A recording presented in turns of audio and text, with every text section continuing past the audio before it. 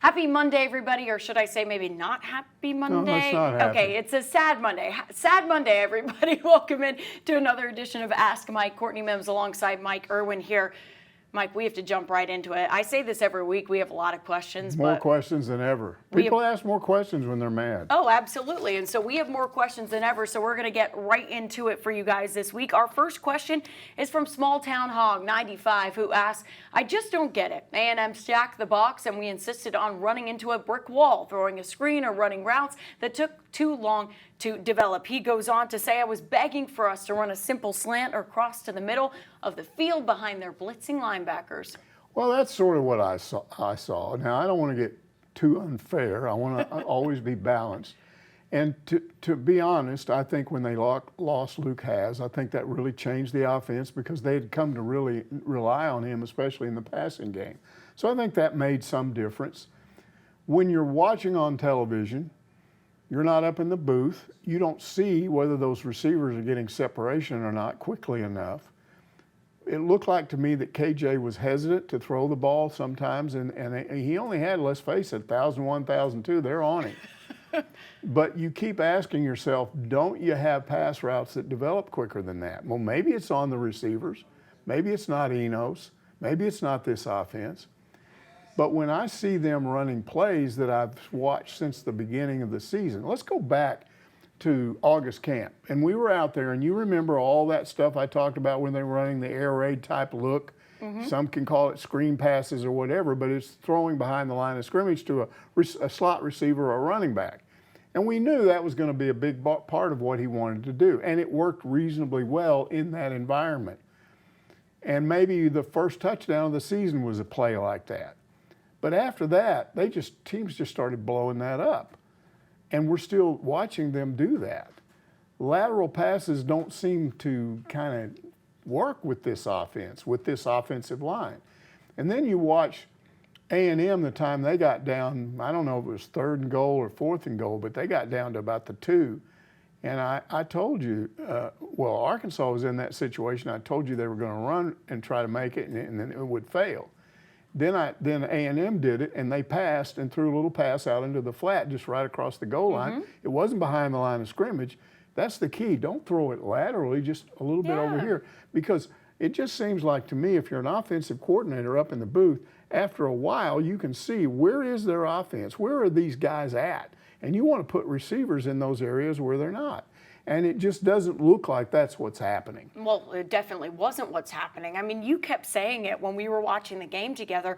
They keep doing these lateral passes. I mean, at what point do you kind of say as an OC or, whoever it is calling the plays, if it's Pittman, you say to yourself, this is not working. We have to try what you're saying. Yeah. Now, and when do you do that? I don't know. Now, he supposedly exchanged emails with some students on campus. Yes, we have I keep telling you, I don't know if that's real because it could be faked, and you're saying it's not faked. Well, to my point of a lot of the, to not get into a super big tangent on this, you cannot create a University of Arkansas email, right? You cannot create from any university, right? If you're talking about UF, if you're talking about FSU, you cannot go and create an email. You're in the system. That when you sign up and you register for classes, it creates an email for you. So you're saying these exchanges are legitimate? Well, if that's his real Arkansas email, then yeah. That could be. He apparently, according to it was posted on Twitter. And you could see it. Or maybe it was Facebook. Yeah. But it looked like he was going back and forth with some of these guys and basically say, well, I think you should call plays or things like that. It's probably not a good idea if that's what he did. Yeah. But if you're him, you're probably frustrated. Everybody's after you. You're the new guy back on the staff, and everybody's already said it's a bad hire, and it doesn't help when media people say it. So I don't want to – there's certainly some other possibilities of what's going on here. It's very complex. And Sam Pittman said today in his press conference, you can't do much of anything with the offensive line blocking this way. Yeah. And I do believe that's an issue too. But I still don't like the offense. I don't think it fits their personnel very well. And I think it's taken KJ and turned him into a different guy that has no confidence. When you go large stretches of the game and don't throw the ball, then when he does throw the ball, he's not in rhythm. So we saw him overthrow short passes. We saw receivers drop passes. You kind of need a rhythm to that passing game. Well, it can't be, well, we're not going to run for about a quarter and a half, and then we're going to throw some passes. Well, it's also kind of maybe would shake your confidence well as a quarterback that is so big, he's almost 250 pounds, and to have Sam Pittman go up in the press conference and say, we're just not confident with him, taking a snap from center and pushing into, pushing through and getting that 1 yard, and you're like, what? Why? That also to me. There's just been a lot of things that it's pretty hard as somebody in the media. We're used to thinking some of these people on Twitter and Facebook are kind of goofy, but at some point you look at it and you go, wait a minute, that's not unreasonable what that guy's posting. Yeah, I've seen a lot of those this week. I've looked on X or Twitter or whatever you want to call it. There's a lot of people making a lot of good points out there.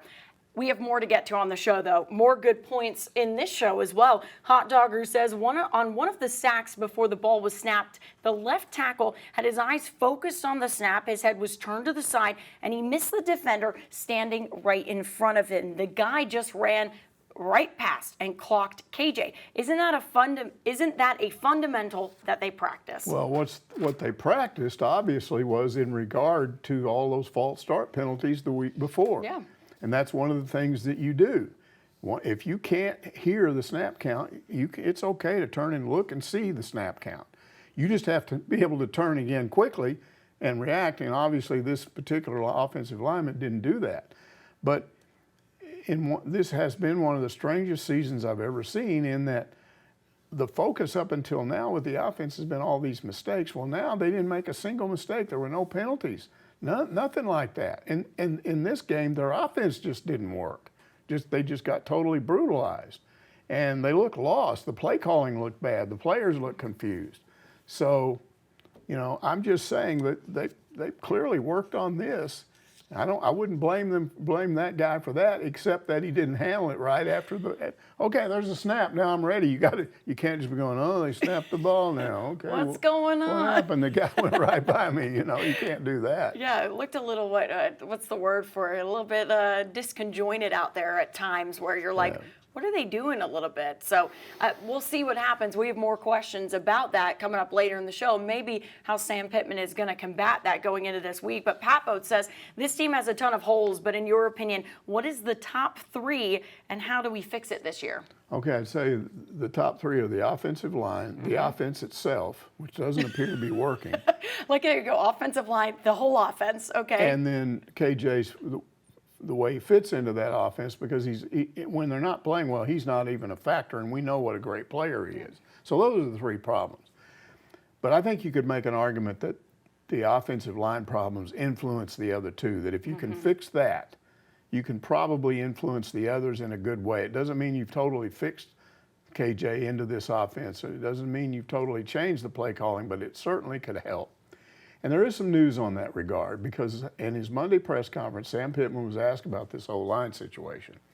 And what he said was, in so many words, he said, we feel like we've been playing some of these guys out of position. Yes. And he was very specific in saying, we've got the right starting five. We just may not have them in the right place, playing in this position where they need to be. And then there was a reporter there that started speculating. Well, you mean move this guy here and move that guy there and move that guy? And he said, well, that's what I'm talking about. But he didn't actually say, I'm going to move Patrick Kudas to center or whatever. He didn't actually say that. That was just an example from a reporter. Yeah. So we don't know exactly right now who's going where, but apparently they're going to move some people. Now, look, I don't know what that means, but it's something. And as I talked to people and got on Twitter and was trying to answer some questions over the weekend, one of the things that was apparent, and I said this many times, is you've got to do something. I wrote a long piece on our website about challenging Hunter Yurachek to fix it. We're going to talk about that, Mike. We're going to talk about that. But you're asking him because he's the guy at the top. I assume normally an AD doesn't walk in and just start asking a coach what's going on in the middle of the season, but this is not normal. So I assume he's gone in there and had conversations with him. What's wrong here? What are you going to do to fix it? But Sam Pittman has to figure out a fix too. So this is what he's come up with. And at this point, it seems reasonable. I don't know if it'll work. I would feel a lot better about moving guys to different positions if you were playing Kent State this week rather than Ole Miss, which is a huge game. But they have to do something. They don't have a choice. Yeah, they don't have a choice. That's the point. And so I commend him for taking a bold step, because some people were basically claiming over the weekend that Sam has just sat back and kind of did nothing while this is, I don't know, I'm doing nothing. I'm just confused. And it's obvious that he does have a plan, and so we'll see if that works. Yeah, I like the fact of the matter that he's going, okay, I know the offensive line is an issue. He's not disagreeing with anybody's point on that. And he's going and he's trying to actively fix the problem. To me, that's a step in the right direction. I feel the same way as you. If it works. If it works, let's hope it does. I do like, I don't know if you have a question about it, but I also like maybe moving Dominique Johnson to tight end. I like that as well. But again, that's just one thing they're looking at. Right now, what he basically said about, because that's the other big question, is what happens at tight end. So. Well, yeah, I mean, I think you have a question about it with Shamar Easter and some of those guys. So we'll answer that later. But I think that is a good step, because at least maybe he'll get involved there, because that's a talented guy. That's a talented player. And he's taken reps at tight end, Mike. So it's a position that I feel like he at least has some comfortability in. So anyways, all right, moving on. Oh, I love this next question. Mousetown wants to know, did you just ask Hunter Yurachek, Mike, to fire Sam Pittman? A friend told me you wrote an article after the game pretty much implying that Pittman needs to be gone. Yeah, well, your friend didn't read that very well. They did not. What I did was challenge Hunter Yurachek to solve the problem. To do something, yeah. Because in my career, especially with dealing with Frank Broyles and watching him all those years, when you had a crisis, he did. He got involved, and people got mad at him, said he micromanaged and all that. But I think an AD has a role to play in a situation like that. This man has to be, he's in charge of the entire economics of the athletic department. You start losing games here, what happens? You lose all 4 of these road games, and then you come back at home in Mississippi State, who's going to be in the stands? Then if you have a bad season, he's the one that has to try to sell season tickets next year. So he's got a stake in this. And I've always believed that ultimately it's that AD. That's why you get paid to do that. Now, I did not offer any suggestions about how he should fix it. I didn't say you fire a guy or you do this or you do that. I think you even wrote in the article, it's not my place to offer suggestions to do this. And I don't get paid to do it, so I'm not going to. Somebody said, well, can't you tell me what you would do? Why? It's a wasted energy. It doesn't matter what I would do. He's the guy that has to do it. So that's what I said. And I didn't say fire Sam Pittman. I don't know what he's going to do. I will say this. I think there's a different attitude out there right now, because I think a lot of people, especially over in the athletic department, may be thinking I'm responding to Twitter and just, doing stuff. Okay, they're saying this stuff, I got to answer. Look, I talk to people in the real world too. I've always done that wherever I go. Yeah, on Facebook, you talk to a lot of different people. I'm not even just talking to Facebook. I'm talking about you go out somewhere and they come up to you and start asking you questions. When I went to the base, now you think you go to a Razorback baseball scrimmage on a Sunday, these are fans. These are solid fans. Who's going to come out and watch a scrimmage on a Sunday? Real fans. You got to be a big-time baseball fan. And these people are not generally people that are going to go wacky on Twitter and demand everybody be fired. I'm telling you, I got to ask, who's the next coach going to be? So they're thinking that. Whoa. That's not me saying that. These are people out there thinking that. At the baseball scrimmage? Yes. Dang. So the point is, I'm not saying what I said to them is what I've said to people on Twitter. You may think that. That doesn't mean that the guy that makes the decision thinks that. And, then on Twitter, there was a guy that basically said, look, I think what's going to happen here, barring just a complete collapse, is if they win around 4 or 5 games, I think that Pittman is going to go in there and probably replace a couple of coaches, assistant coaches, and he's going to sit down with a game plan. I agreed with this guy. I went beyond that and said, if I'm him and I'm making my case to Hunter Yurachek, I would say, look, I made the right fix for our defense last year. But trying to fix while you're recruiting in December with all that stuff that's going on, you may not always get everything right. So this is what I'm going to do to fix the offense, whatever it is. And if you can convince him, yeah, I think that what you're telling me is reasonable, then you've got to convince him, I got to go get some guys out of the portal because they're going to lose more guys off this offensive line. So I got to go get more guys out of the portal. We've got to concentrate more on the offensive line. I'm going to fix this. So if you have a plan for that, I think it's reasonable to assume that Hunter Yurachek would say, yeah, okay. People that say he's got to be gone, going to be gone, what they don't take into consideration is what happens if that happens. It causes a huge issue. And if you had somebody out there, if some hot name guy, let's say Prime, was out there going, hey, I don't like Colorado, but I'd go to Arkansas. It's not like he's out there saying that. He's not out there saying That's that, right. but that's okay. But if you had somebody out there saying Like a hot young guy. yeah, You know, then maybe that would influence you a little bit. But I know what happened the last time this job was open, and I don't figure it's going to be a lot different. He knows that. Hunter Yurachek knows that. And here's the other part of it, and I give Twitter people, because some people think they're all nuts, but I've been reading a lot of comments today from people on Twitter who have pointed out something I think that is very significant. If you fire Sam Pittman, you probably lose Travis Williams if they like him. Yes. And they don't want him gone. That was And my I'm point. telling you, the odds of keeping him if you fire the head coach are very slim. Most coaches bring their own staff in. Well, you might even lose a guy like Morgan Turner as well. Morgan Turner, do you think they want to lose that guy? He's one of the best tight end coaches in the country. Yeah, no, absolutely not, especially for recruiting. And Jimmy Smith, is there any indication Jimmy Smith doesn't know how to coach running backs? The issue is with the offensive line and maybe the offensive coordinator. I don't know what he would do about that. You got to sit down and have a whole conversation of, does this offense work with our guys? Is this what we want? And if he knows he's willing to, yeah, I can do something else. Or if he says, no, this is what I do, I'll go somewhere else and do it. I don't know. Yeah. But these are questions that he has to answer and things he has to do in the off season. So it seems logical to me that that's what will happen. Yeah. But I'm not making any predictions because I don't know. Well, we still don't know what's going to happen the rest of the season. No, we don't. And honestly, I mean, you have to there are fans making some really good points out there that right now one of the biggest issues, and you just said it, that answer to Pat Boat, the offensive line, this is Pittman's expertise. This is his level of expertise. Can he fix it? That's my question. Because if he can fix it, right, let's say he does move some things around, he goes, oh, this is the perfect thing.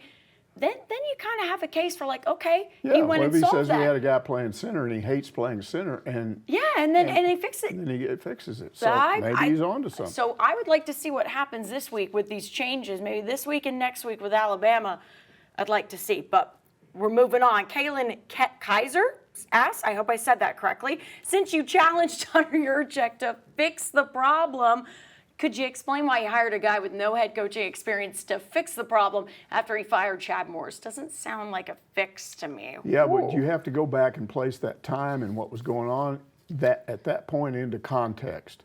First of all, I know for a fact that Hunter Yurachek reached out to some named coaches. I'm pretty sure he reached out to Dinkiewicz and got told I'm not interested. He was a hot name at that time. What's the guy's name at Iowa State? Matt Campbell? Yeah. Reached out, got no. Norvell, this was the second time they considered Norvell. Norvell at that point was still not at Florida State. He was still at Memphis. No. So he's looking at first for named guys, and there's no answer there. All right. Mike Leach. Mike Leach was the second time. The first time they didn't even bother to contact him. The second time they did, but he was mad about the fact that they never even talked to him the first time. So now it's about money. What he told them, I was told, hey, when I contacted you, when I floated my name out there before, I was making $3 million a year. You could have had me for that. Now I'm making 4.1. And so let's talk 4.1 million. Well, Hunter Yurachek doesn't like guys that talk money first. And so he just went, okay, I'm moving on from that. But you have to when you're getting paid that much, so. I'm just saying that that's not his history. If you give him the impression that you're talking about money up front for the first thing, I'll tell you what he wants in a coach. Okay. Right off the bat, he wants you to sell him on the idea that you want this job. Not any job, because if it's about money, any job where you got offered money you would take. But that's not always the case. Some people want the job. They just said to be competitive. I'm not Hunter Yurachek. I'm just telling you. This does not make sense. This is my impression of what he does, and it's based on observing how he hires people. Okay. That's certainly how he hired Musselman. Yeah. Musselman convinced him, I want this job. I want to be in this place. There were people that wanted him to try to hire Chris Beard. I had that conversation with him, and he said, why would I want to hire a guy that might be out of here in a year? Because if he would go to Texas Tech for 1 year and then jump to here, I don't want somebody that jumps around like that just for money. So what I'm telling you is, I think that turned him off with Leach, that he talked money first. Okay, now let's talk about Lane Kiffin, because I was told that Kiffin tentatively agreed to take the Arkansas job for a certain amount of money. And when the contract was sent for him to sign, he didn't sign it, and they called, what's going on? Oh, well, you need to talk to my agent. And when they talk to the agent, they find out Ole Miss is now involved, and you're going to have to cost you a lot more money. And again, he's saying this is more about money to him than coming to Arkansas. I disagree with that. I'm going to stick up for Lane Kiffin and Coach Leach there, because you're being competitive. That's a role of an AD, is to be competitive with your offers, right? When you want to hire someone that has a good coaching caliber, you've got to be competitive with the money. You have to be. I would say that Leach was more proven at that time than Kiffin was. Well, true. I should say that, but you have to be competitive. I think part of the attraction for Kiffin was that he had grown up, at least part of his life here. His daddy had been a defensive coordinator here under Lou Holtz. And I think the feeling was, hey, he'd like to come back here. His dad that's what I was hearing, that his mother had a lot of longtime friends from when she lived here before, and they were all excited about coming back here. So if Ole Miss is giving them an offer too, you might say, well, we can offer you this and a little slice of home. But if you think that they're coming back here out of some loyalty, and it's really more about, okay, yeah, I'd like to be there, but these people are offering more money. I don't know what his thinking was. I'm just pretty sure that if what I was told is correct, Yurachek was turned off by that. Okay.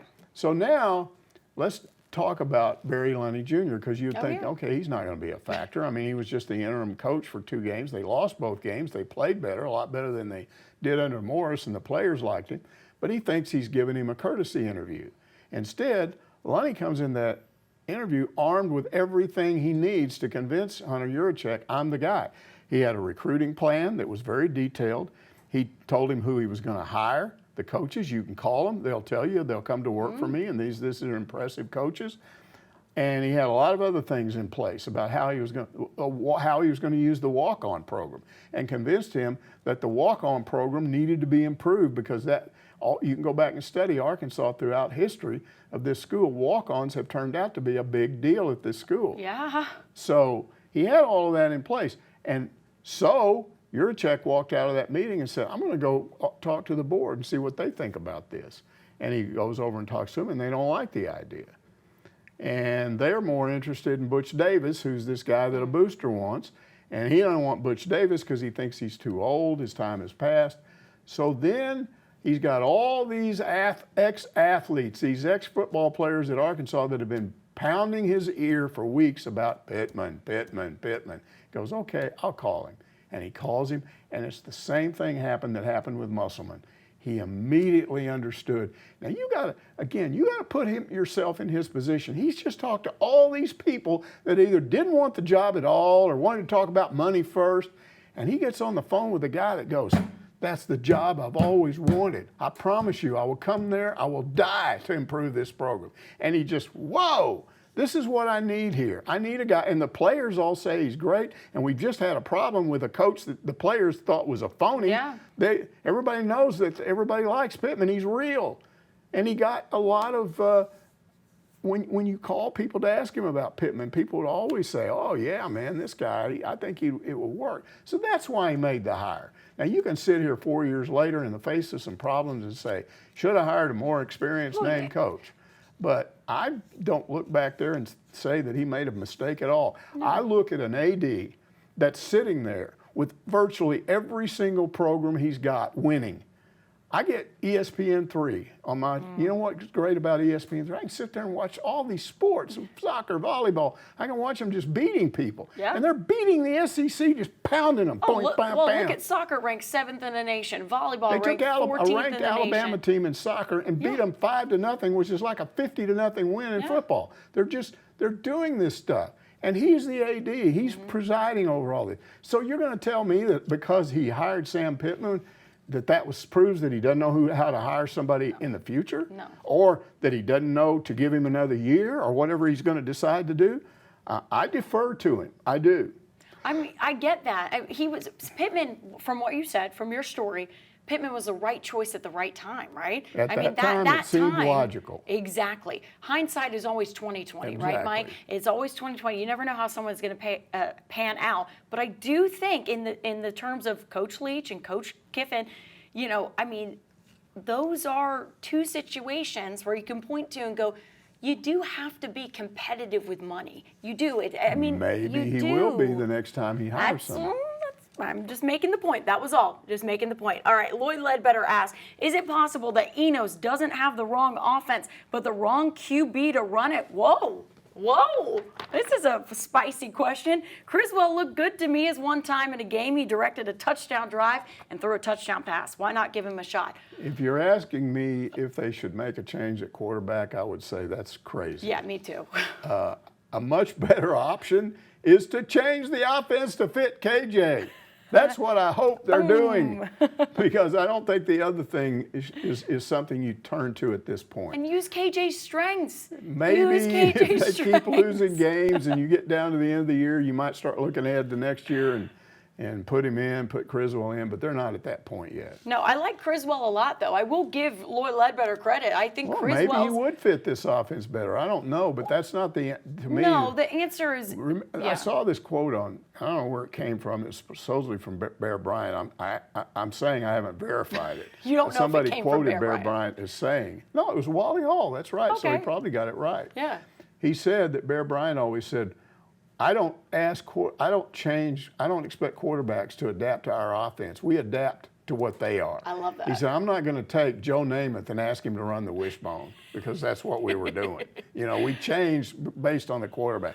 And that's how I feel about KJ. I do too. I think right now they're not playing enough to KJ's strengths. I mean, this is a guy that is a tough quarterback. Yep. Let him play to his strengths. I don't know who I need to tell. I need to shake somebody. Play KJ to his strengths. Razor Alex 88 says something surely has to break eventually, like it did in 2014 versus LSU, and again in 2020 versus Mississippi State after 2 years of horrid football. We desperately need a breakthrough this season. They go on to say we cleaned up penalties and defense played very well. So glad we ended the game with the defensive stand, but we need more execution on offense. This offense makes me want to pull the rest of my hair out. This season has turned into a real test of fortitude as a Razorback fan. I love that. It's more of a statement than a question, but I like it because I think it typifies what's generally out there. This guy still wants to believe they can turn it around. There's a game out there, maybe this week, if you beat Ole Miss and nobody thinks you can, I still believe maybe you can have that turnaround. But I'm also going bonkers over this because it drives me crazy. I like that question because I think it reflects a lot of people out there. They want to be optimistic. They're hoping to be optimistic, but they're also going, oh, crud. So I walked in here, Mike, and I was on the phone with my mom. Oh, your mom. My mom. She's trying to tell you they're going to beat Ole Miss. She's trying to tell me they're going to beat Ole Miss. She's going, Courtney, breathe.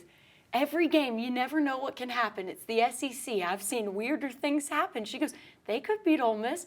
Heck, they could beat Alabama. And I was like, Mom, I need your optimism. I need your optimism, because that's the kind of thing that this Razor Alex 88, we didn't even talk about this. Sam Pittman said he was like, it got overshadowed, but I like the way the defense played. I did too. So, I mean, it's one of those things where you got to hone in on some of the positives there.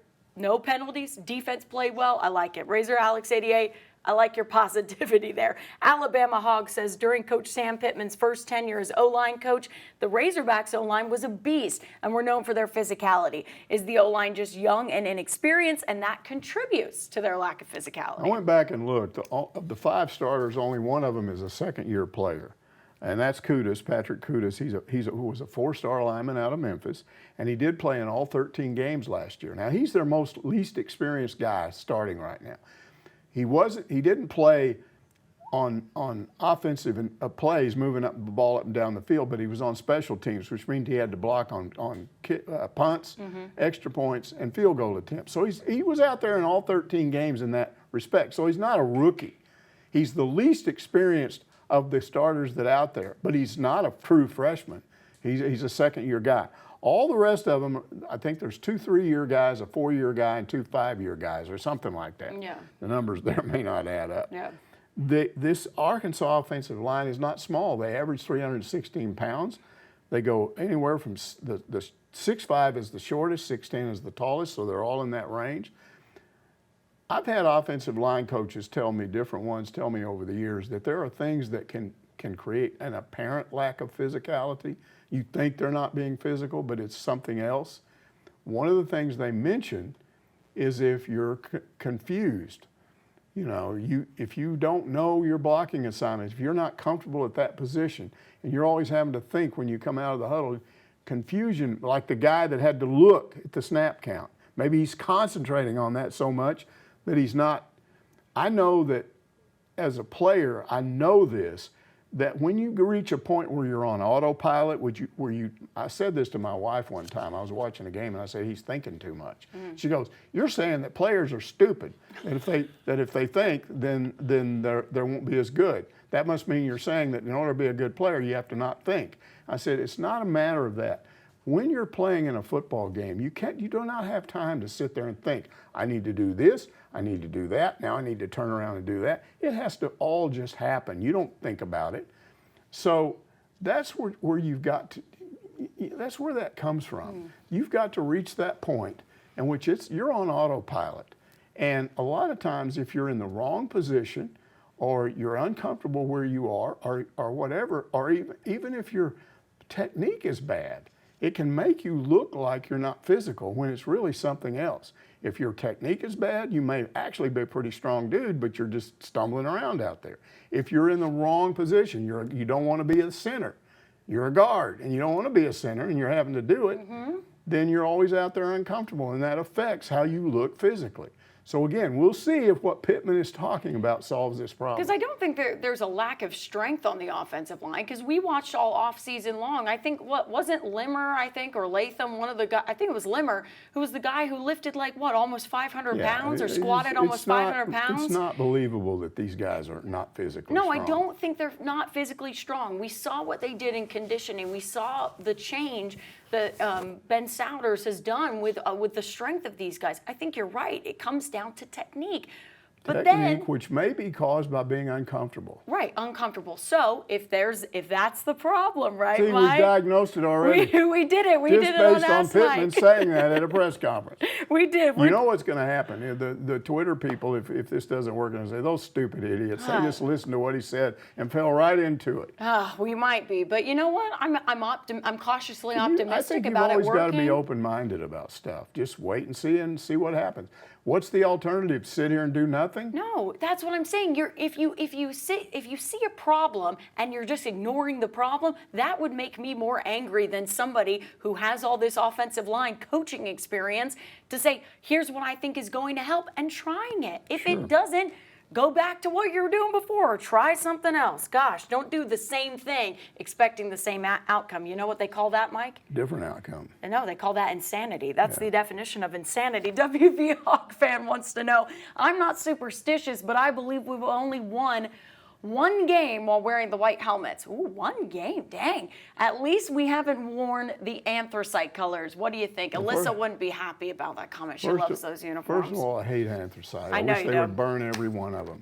If you want to have black in your uniform, put black in your uniform, but don't put some goofy gray, cold colored color. I don't like those things. I don't even like the red in them. It's all because it's not a Razorback red. It's some weird it is like a looking, weird red. You're right. The whole thing, just throw those things and burn them. Take them out behind the Broyle Center and burn them somewhere. I don't know, find a dumpster. The white helmets, I have to confess, I love those white helmets from the first time I've seen them for one reason. I've always, when I was a little kid, I've talked about Eddie Lynn, my friend, being this big Razorback fan. I always just say to him, "What's that crud on Arkansas's helmet?" Because in the old days, TVs weren't very good, and you see this blob on their helmet, and you don't know what it is. It's because the hog didn't stand out very well. You've got, when you make that red Razorback, put it up against a white helmet, it pops it. You can see it. It stands out. So I love it. But I am superstitious. So don't do it. Put those things somewhere in a closet and keep them there until the program gets a lot better. And then you can beat somebody even if it's bad luck. I like that. I like that idea. I do like the white helmets, though. I hope that they can turn things around and maybe start winning with them. Someday in the future you can do that, but not now. Don't now. tempt bad luck. Yeah, because the players also like the white helmets too. So you gotta have some cool looking uniforms, Mike. You do. It also helps with recruiting. But don't wear those white helmets right now. Not right now. We're gonna put them in the closet right now. We're gonna put them away until they can start winning, like Mike says. Swine American says, when Sam Pittman was hired, I was skeptical, but after his first and second year on the job, he proved to me why he deserved the job. After yesterday's debacle and others during his third and fourth year, he needs to prove to me and a lot of Arkansas alumni and hardworking Hog fans why he deserves to keep it. And I think that's where he's at right now. Yes, he does have to prove to you guys that he's the right guy, and he's going to try to do that this week. And we don't want to talk about this anymore, but that's what he's decided to do. And I agree that if you wanted to address the problems of this football team, that's ground zero for the problems is the offensive line. And I think we just said it. I mean, we just made the point a little bit earlier, 2 questions ago, that if he's going to try and make the changes. If they work, great. If they don't, you got to go back to the drawing board. But that's going to be a big thing to look out for going into this Ole Miss game. Bobby Bones says, and I love that, Mike, you put a Bobby Bones tweet in here. It makes me so happy because Bobby Bones watches our show. So I love that. Bobby Bones says, I do believe we will beat Ole Miss, and I believe we will turn the season around. I believe we will still win 8 games. He sounds like your mommy. He sounds like my mom. I believe in Coach Sam Pittman. I believe in aliens. See, you know him better than I do. Yes. I don't know what that means. Is he being sarcastic? Does he really believe all that other stuff? It sounds like to me what he's saying is, yeah, I also believe in aliens. He's making fun of that. Well, but he's basically saying, like, hey, I do believe in all of these things. He actually believes they will beat Ole Miss. He actually believes they'll get 8 wins. But does he actually believe in aliens? Probably, yeah, he probably does. So that means, do you want to believe his beliefs, knowing that he believes in other things that people may not believe in? Okay, whatever. I gave you a mind question. I just thought that was kind of sarcasm from him. It kind of is a little bit sarcastic. He also went on to say some other facetious things, like I believe left-handers have it harder than right-handers, and all this funny stuff. So I think he was trying to make it a little comedic. But I love that comment. That's really funny from Bobby Bones there. S. Giles wants to know, is it possible you guys underestimated the Aggies? There seemed to be a feeling from our media that Arkansas was going to beat those guys, and yet we pretty much got blown out. Yeah, we all did that, right? Oh, yeah. Was there anybody that predicted Arkansas to lose this week of our group? Not of our group, no. So see, we all went for it. Yeah, we all went for it. Here's the one thing I talked about it, but I didn't pay enough attention to it. I was watching the A&M Auburn game, which was the week before. And that's the one where their starter, the guy that Bobby Petrino had selected as a starter, he put his stamp on this guy. He looked terrible. Yeah. And I'm thinking, Arkansas beat those guys. They're having trouble moving the ball on Auburn. And then all of a sudden he gets hurt, and here comes in Max Johnson, and everything just changes. This guy looks awesome, and I'm going, that is just the way things always work for Arkansas. Petrino's playing the wrong guy. If he continued to play the wrong guy, we'd probably beat them. Now they got this guy, and he's a lot better. And guess what? That's pretty much what happened.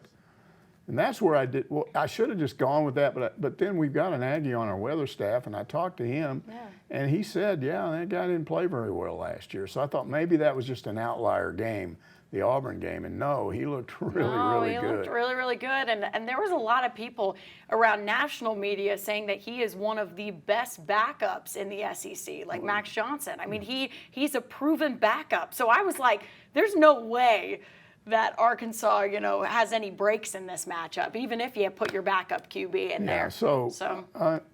But also national media picked Arkansas to win too. I know, and the thing about it is, I knew their defense was good. I knew that was solid. I didn't realize we were going to be that ineffective. But then what I did was I went. Well, we also didn't predict Luke Hasz would be out of the That's game right. too. But I also so. went and watched after that watched the Ole Miss LSU game, and I saw the way Ole Miss just shredded LSU's defense, and that sort of explained why Arkansas moved the ball so well on them. Yeah. LSU's defense is not very good. Yeah. So 2020, hindsight's 2020, right? Yeah, you learn something new every week. You do. Top Hogs 19 asks, can you update on Shamar Easter? Does he have the speed to fill the role? Hasz was playing. What happened to Gums and Ty Washington? Both look the part, but haven't seen much from either, Mike.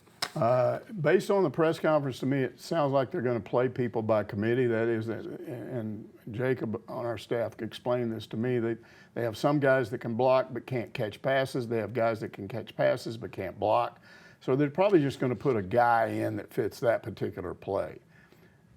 Technically, Gums is probably number 2. I don't know how many snaps he will get. And they are moving Dominic Johnson over there as an experiment to see what he can do over there. So. Yeah, and I think Sam Pittman said, about those guys as well, that you haven't seen a guy like Gums get in there because of Luke Hasz. He was clearly the number 1 in that group. So you haven't seen some of these other guys because you've just had a prolific tight end like Luke Hasz take all the reps. Because why would you not have him? He's talented. He's fantastic. Yeah. We saw what he could do in the LSU game. So we know that he was the number 1, the obvious number 1. But doesn't mean that these guys aren't any less talented. You just had a guy that was clearly going to take a majority of the reps and be the number 1 guy in that group. I think if there was a solid number 2, we would have known about it. Yeah. I was concerned all along because they weren't really playing anybody else there, and that told me they didn't have a lot of faith in whoever was behind him, and now he's gone. That is going to be a huge issue moving forward. Well, it sounds like they don't, they're figuring some stuff out there, because why would you move Dominic Johnson if you had we'll see if that works. That sounds kind of wacky to me, but. Well, he has had reps at tight end before. Okay, we'll see. I'm just saying, maybe they know something we don't know here. I'd like to see how he does in practice for sure. Parallax Pig asks, is Sam Pittman Bielema 2.0 in the sense he is replacing coaching staff with inferior coaches? Maybe too early to tell on the defensive side, but the offensive side seems to fit the bill. No, I think Enos is probably the only hire that stands out right now that I can think of where you're at least questioning why did he do that. I think he's made good hires. And I think what he just did with the defense is really good. And I don't see any of he basically replaced a lot of his coaches because they weren't recruiting, and he got coaches that recruit better. Yeah. So I don't see an issue there. And I'm not willing to write Enos off and just say that's the worst hire on the planet. But he's got to make this offense work. He's got, 6 games, 7 games left to figure. Not willing to write him off completely yet. I like that. I still think you got 7 games left to get this thing rolling. Okay. But I think even if that turns out to be a bad hire, that doesn't mean he's Bielema, who was notorious for losing coaches and then replacing them with someone that couldn't even come close to what the previous guy was doing. Yeah, I think the defensive staff so far have really, really shown what they can do so far in turning that defensive side of the ball around. You got to give some credit to Travis Williams and Marcus Woodson and Darren Wilson. I like Morgan Turner, the tight ends coach. Absolutely. So, I think you're right. Where's the bad hire? Where's their bad replacement? That's what I want to know. Well, there's not any of them that are just obviously bad. Yeah. And there were 3 or 4 with Pittman. with Bielema, where you just went, what did you do? Pittman left, and the offensive line coach they got had never been a head offensive. He'd never been an assistant offensive line coach at the college level. Yeah. He was in the NFL as an assistant to an assistant, and then he didn't get the job done. That's the kind of stuff he's talking about, and I don't see a hire like that. Yeah, a replacement hire like that. Right, exactly. Blood Red Hog says, an objective look at the remaining schedule probably means the Hogs finish 4-8. Whew. It's year 4. Could Pittman survive a 4-8 finish? Yeah, I think he could. That again, I don't have anything to do with that. People get all mad. Irwin's saying he should survive. I'm not saying should, shouldn't, or anything. I'm saying that sounds logical. And we've already talked about why.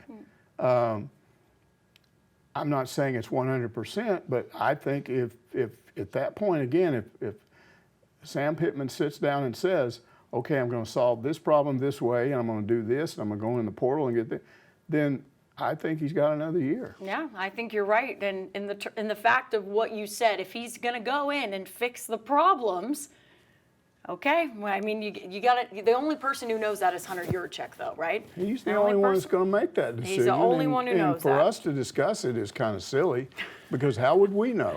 We don't. We have no idea. We're not making those big decisions. They don't pay us enough for that, right, Mike?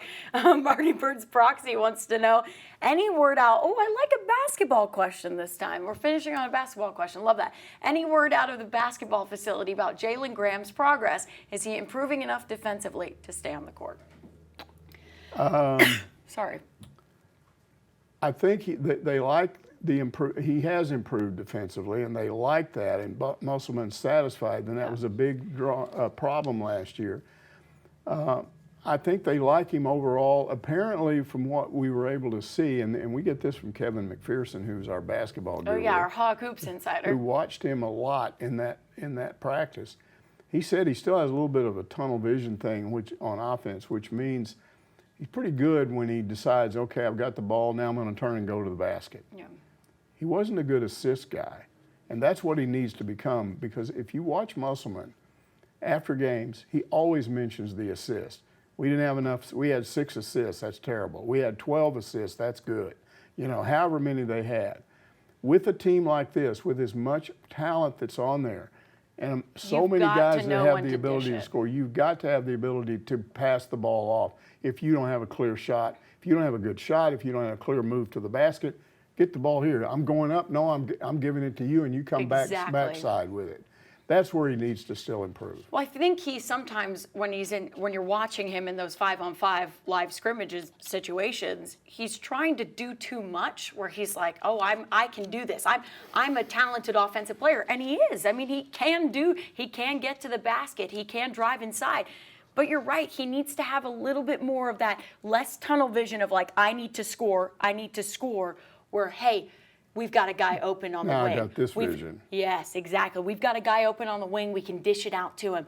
I think he's going to get there. I want to see him get there, because if he can, Mike, he's going to be such a threat off the bench for sure. We also need to mention Pinion. At least in the practice, he was hitting everything he put up. Now, somebody said to me, yeah, but what happened? It was you. It was me. I said You said that, but your dad, your mom or your dad, somebody said that. My dad, yeah. Yeah, he said, a guy can hit shots in practice all day long. Can he do it in a game? Yeah. So that's what he has to do this year in a game. We like the shooting. Now, when they were running drills, they look better three-point shooting. When they were running drills, I thought, man, their shooting is pitiful. It looked awful in drills. Really? Oh, wow. But then they started scrimmaging, and all of a sudden the shots started going down. So I like that. I like the fact that I don't care about drills as long as you can do it when you're actually playing. That's true. I get that as well. It's funny, though, because you're watching them knock down 3 after 3 after 3, and I really hope that translates to the court, because that would be huge if this team is a better three-point shooting team. Mike, I don't want to get too early, but I'm excited about basketball season. Don't get so far ahead, and then we set everybody up for failure. I know, everyone's going to be mad at us if we start being excited about the basketball But I did go team. to baseball yesterday. You did? Oh, yeah. Ooh. I love that. Wahiva Aloy? Sacramento State batted over 400, hit 14 home runs. He hit a home run. Love it. They got this kid. Fred? He was one of the top catchers in the country last year. Now they're loaded with catchers. They got catchers coming back. They got the Texas Tech transfer. This guy's a freshman. He was like number 40 player high school nationally, a 4-star. And he hit a home run that went so far, I lost it. I'm trying to follow the ball. And I saw it went your out into the hard pin, and I'm like, where did it go? And I'm start panning around. Did it go? Was that a foul ball? Did it go over here? What happened? No, but you start rounding the bases. It may have gone over the fence out there and hit in the street for all I know. I just never saw it. Yeah, I saw your camera, and I was like, did Mike just lose that ball? I didn't see where it went. That's amazing. It was a massive home run. Well, maybe next week we'll get some more basketball and baseball questions, because look, I want to start answering some of those questions too. Okay, come on. It's fun. Hey, yeah, I know. Let's talk about some good stuff. Let's get some basketball and baseball next week, okay? And speaking of next week, we'll see you next Monday to answer more of your questions. All right.